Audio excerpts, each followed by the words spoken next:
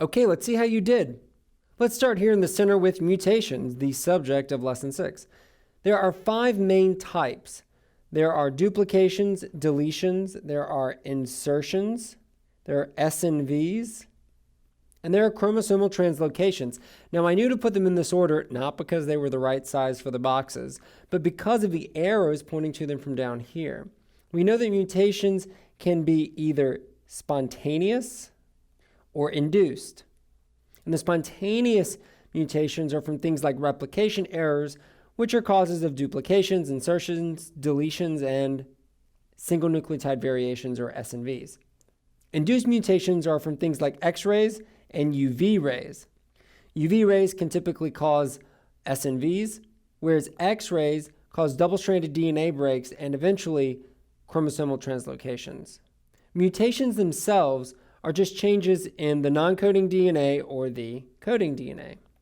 For refreshers on these topics, you can review concepts of coding DNA in Lesson 3 and non-coding DNA in Lesson 4. Mutations in the coding region of DNA can lead to 4 different kinds of mutations.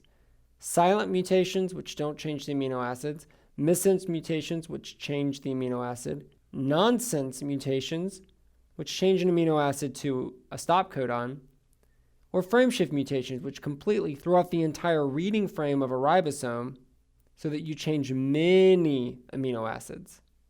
Now, germ cells also undergo meiosis, which we learned about in the last lesson, and an abnormal division at meiosis can cause aneuploidy, which is the addition or loss of chromosomes. Again, you learned about chromosomes in Lesson 2.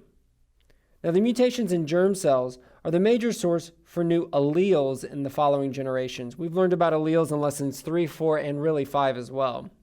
And alleles cause traits, which we've sort of generally talked about in Lesson 1 and more specifically in Lesson 5. But alleles and traits have changes in population frequencies due to natural selection and random selection.